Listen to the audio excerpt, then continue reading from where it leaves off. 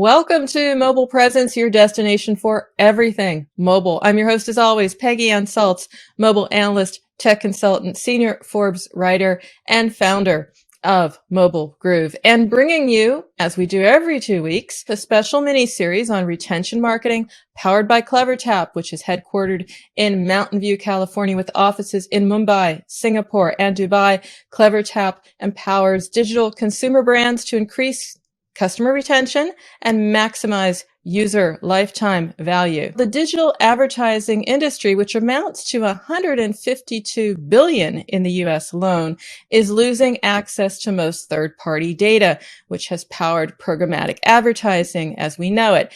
It sounds a little bit like Armageddon. That's what it's been called. And my guest today points out that marketing in a privacy-first world has its advantages.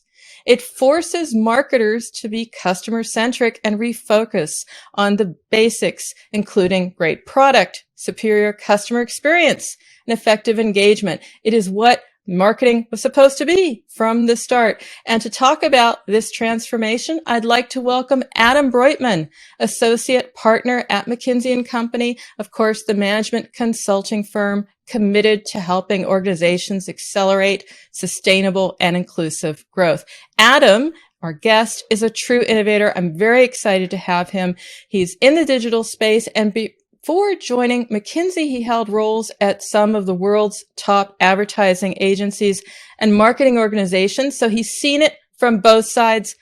Been there, done that, perhaps. We'll find out. Welcome to the show, Adam. It's great to be here, Peggy. Great to have you. And I'm excited about this topic because you have a different take on it. When I read the articles, I said, that's it. We have to explore this. So let's start first by just rewinding that clock, because in April of last year, I read the report that you co-authored on the demise of the third-party cookies and identifiers. We knew something was coming, but you laid it on the line. Bold language indeed that you used. You called it a reckoning for the advertising industry. What do you mean by that, and what's changed since then? That's right, Peggy. And first of all, it's wonderful to be here. And you're right, we did use some bold language back then. And I'd be remiss if I didn't thank some of my colleagues, Mark, Simon, and Craig, who I worked on that piece with. It was an extensive piece of research we did with the IAB. And look, I don't need to tell you how much has changed over the last year. So just setting the stage for a minute. We've seen an unprecedented disruption during the pandemic. 10 years of digital adoption in a matter of 100 days, e-commerce increases of nearly 35%, and a shock to brand loyalty, with 75% of consumers having tested or experimented with new brands, 40% ultimately shifting. And so the game board has changed. And we've changed our thinking a bit since that research, whereby it's less of a reckoning. And at this point, we're calling it a reimagination. So without a clear strategy, the loss of third-party identifiers leaves marketers, agencies, and publishers in the dark in how to reach their audiences. However, with the loss of this opportunity, or with the loss of this advantage, there's an opportunity to make data privacy and ethical use of data an actual competitive advantage. So we need to rethink, retool, and prepare for a privacy-centered future.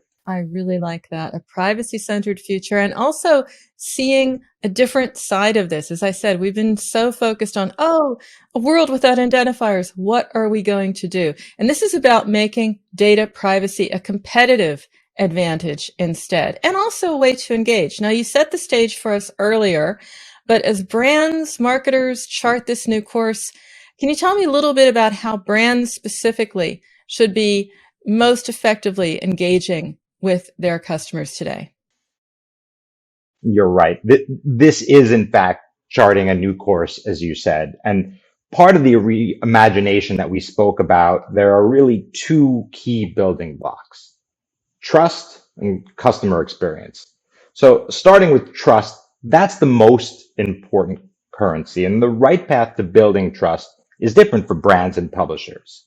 But the cornerstone that should foster relationships is ultimately value exchange. So let's start on the publisher side. For publishers, they've always traded content for attention. That value exchange is clear. And for their readers, if they trust the publisher, there shouldn't be an issue with that publisher using data to create value for advertisers.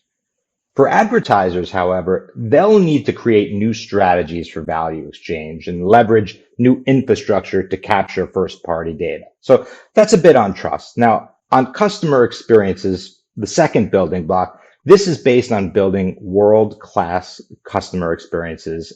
Today, customers demand intuitive, connected, and personalized experiences.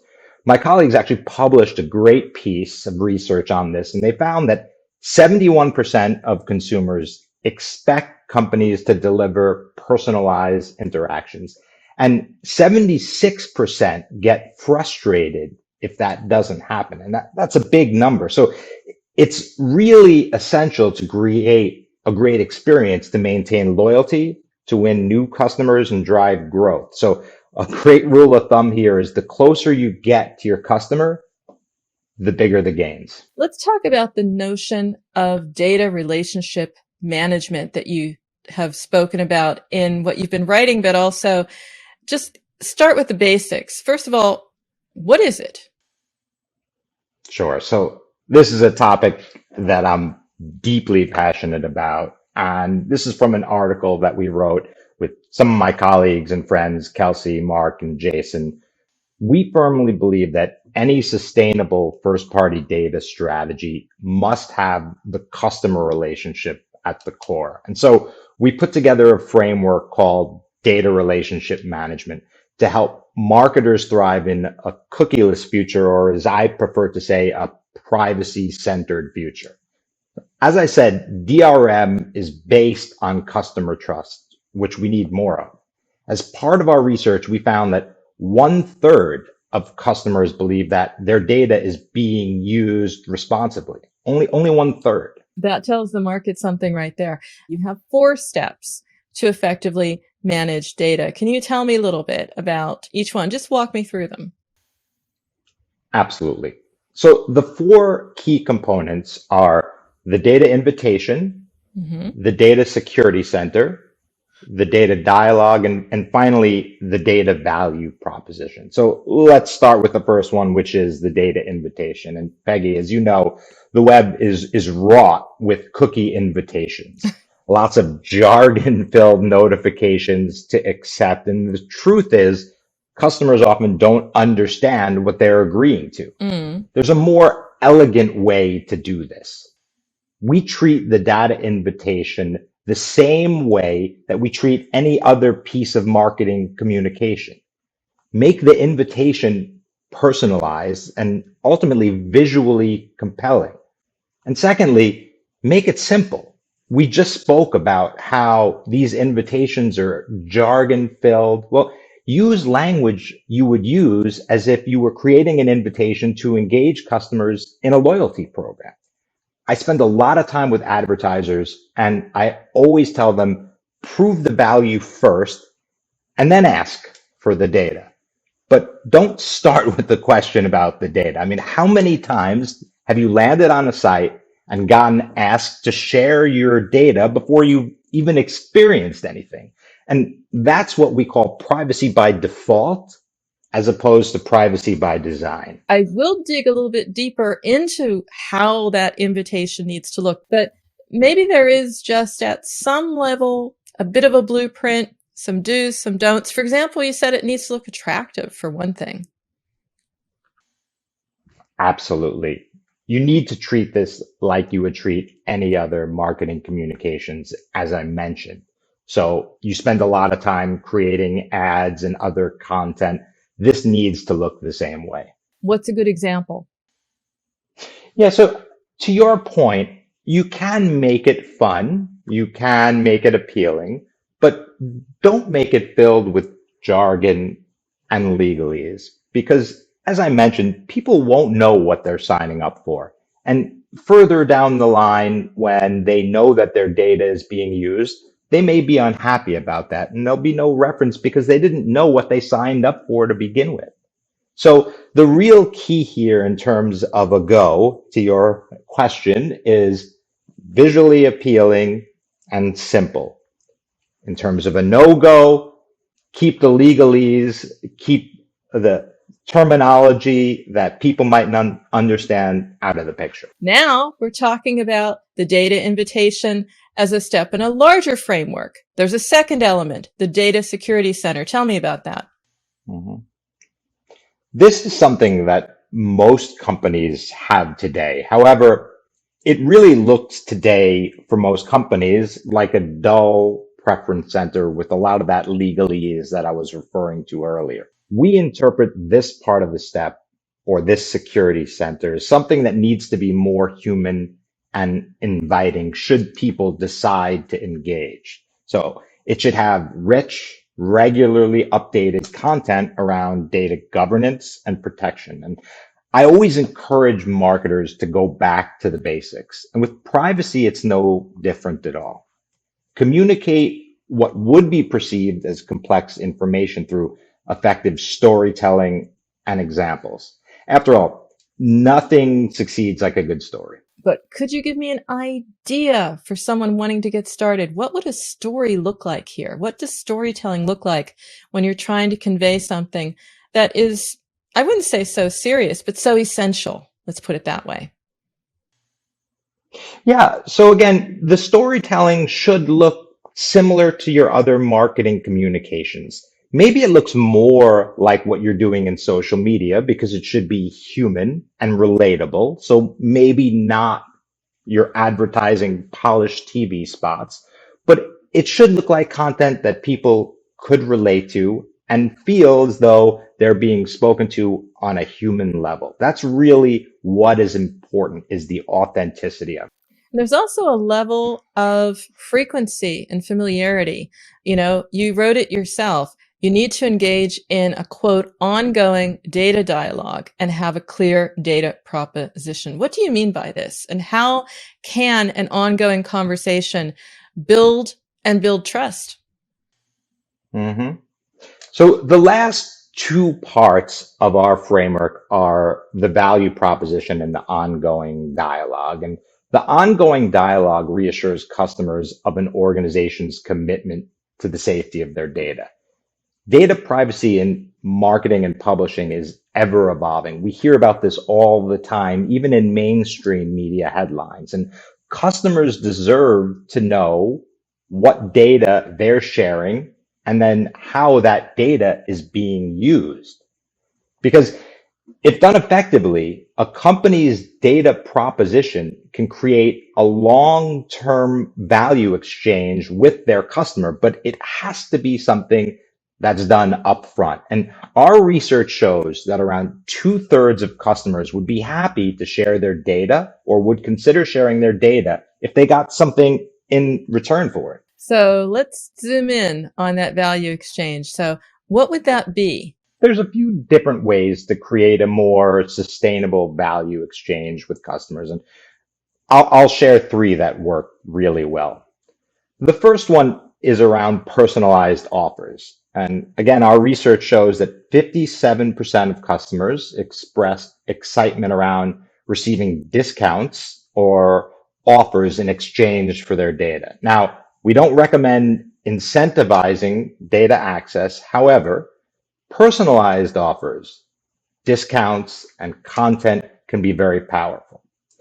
Number two is around improving the customer experience through data.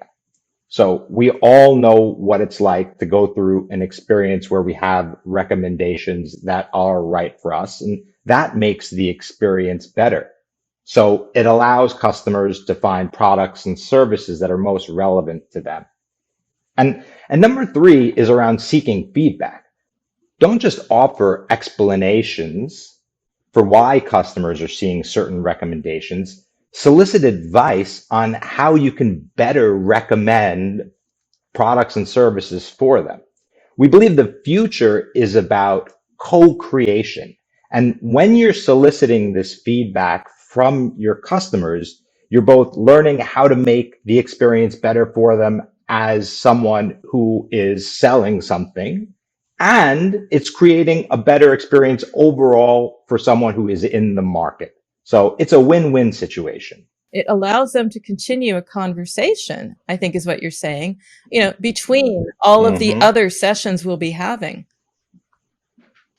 That's right. That's right. And I think that organizations need to adapt to this by moving from incremental improvements in the way they approach communications to a more sustained transformation. And what I mean by that is developing on the new data relationship requires the right people, the right processes, and the right technology. And in order for this to work, organizations must commit themselves to an agile operating model, which is a cross-functional team that cuts across marketing, product, analytics, legal, and technology. So first, in order to get this done, you need to align leadership around the notion of privacy by design. We spoke about that earlier. And give teams resources, flexibility, latitude to create a holistic solution. And to your point, Peggy, that is how the dialogue continues.